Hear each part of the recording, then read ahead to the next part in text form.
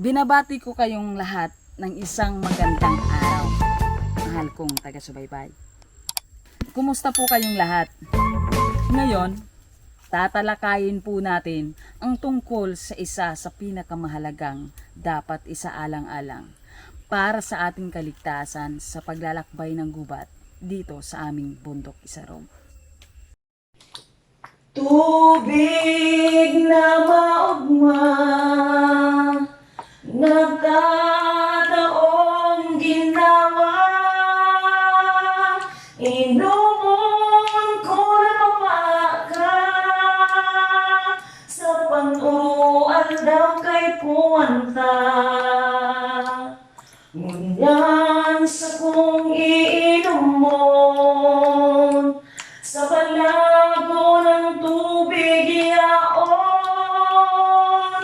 sa kadalagan masakiton, ang sakduhan na harayoon,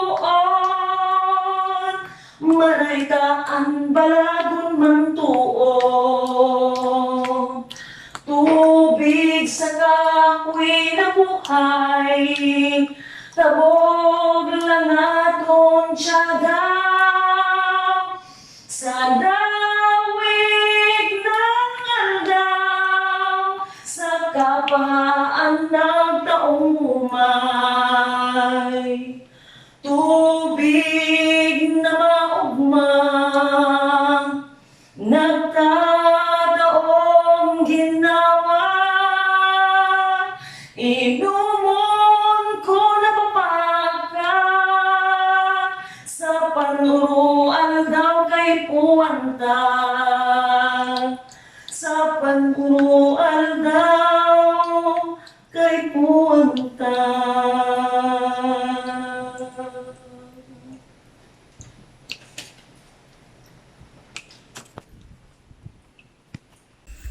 Ang mapagkukunan ng inuming tubig.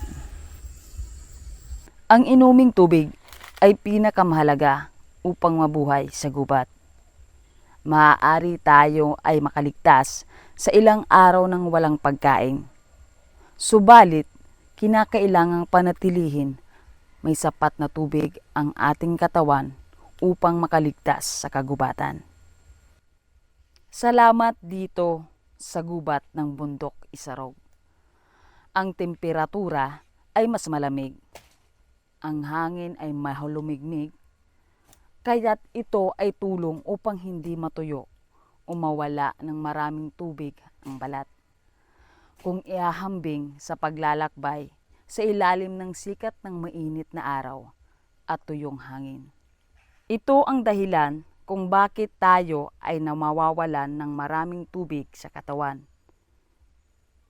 Ang bundok Isarog ay pinagpala ng maraming likas na dumadaloy na bukal, talon, batis, gayon din ang mga ilog.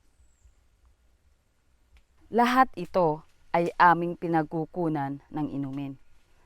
Marami ditong mga nabubuhay tulad ng mga isda, lumot, iba pang mga gulay na masagana sa tabi ng mga ilog. Gayon din dito din sa mga ilog umiinom ang mga hayop gaya ng baka, kalabaw at iba pa. Dito din sila sa tubig lumulublog upang magpahinga pagkatapos ng buong hapong gawain sa sakahan, lalo na sa panahon ng tag-init. Pinakamahalaga, ang aming tubig dito sa bundok Isarog ay napakasarap. Talagang kakaiba, lalo na at ito ay walang halong kimikal. Talagang ligtas na inumin. Gayunpaman, sa paglalakbay sa bundok, dapat malaman natin kung nasaan ang kinalalagyan ng pagkukunan ng tubig. May mga bahagi din itong bundok Isarog na malayo sa kinalalagyan ng tubig. Kaya dapat may alam tayo sa iba pang mga mapagkukunan ng tubig upang tayo ay ligtas sa pagkauhaw sa kagubatan. Matatagpuan din natin ang iba't ibang halaman dito sa bundok Isarog. napapagkukunan din ng tubig gaya ng mga puno na ang tawag sa amin ay tabog, tiyagaw at langaton. Samantala, ang mga baging naman ay ang hanupol at tabtab. Isa pang pagkukunan ng inumin ay ang niyog at iba pang puno ng mga palma. Ang mga puno ng niyog ay kabilang sa pinakamahusay at ligtas na mapagkukunan ng tubig na maiinom sa gubat. Ang tubig mula sa murang niyog ay matamis at pampalakas na inumin dahil sa tamis nito at talagang nakakapawi ng uhaw. Ang isa pang matamis na inumin na nagmumula sa puno ng niyog ay ang katas mula sa mga puso ng niyog. Kailangan lang papayukuin ang nakatalikop na bulaklak pababa. Tuwing umaga ay pinuputol ng isang manipis na hiwa mula sa tangkay. At pagkatapos ng ilang araw, magsisimula itong dadaloy sa pamamagitan ng mga patak. 1 litrong matamis na katas ang dadaloy araw-araw.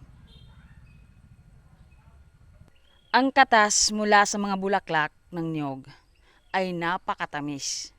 Isinasaalang-alang namin itong isang tunay na pagpapala mula kay Inang Kalikasan. Gayunpaman, kailangan nating maging maingat sapagkat po hindi lahat ng mga tubig galing sa baging at kahoy ay ligtas na inumin. Dapat alam natin ang baging na hindi ligtas inumin. Karaniwan, ito ay may dumadaloy na malagkit na katas. Pag pinutol ang baging, ito ay nakakalason. Samantalang, ang ibang baging ay nagdudulot ng mga pangangati sa balat. Itong mga baging na tabtab at hanupol ay kilala dito sa amin na talagang ligtas na inumin. Malinaw na tubig ang dumadaloy sa baging kung ito ay pinuputol. Isang tunay na pagpapala mula kay Inang Kalikasan. Ipapakita sa atin ni Pai Efren ang iba't ibang baging na ating tinalakay.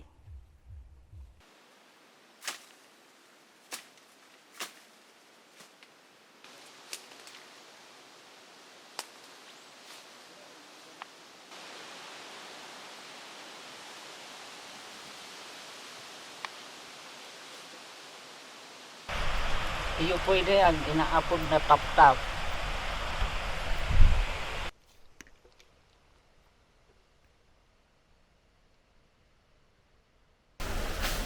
Ito yung tinatawag na tabtab na balagon. Ayan siya. Yan.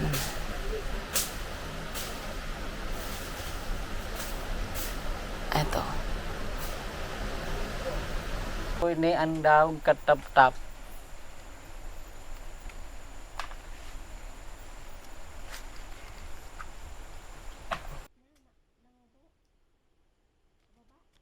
Iyo po ni ang daong kang hanupon. Mabisto mo siya ini po ang bunga.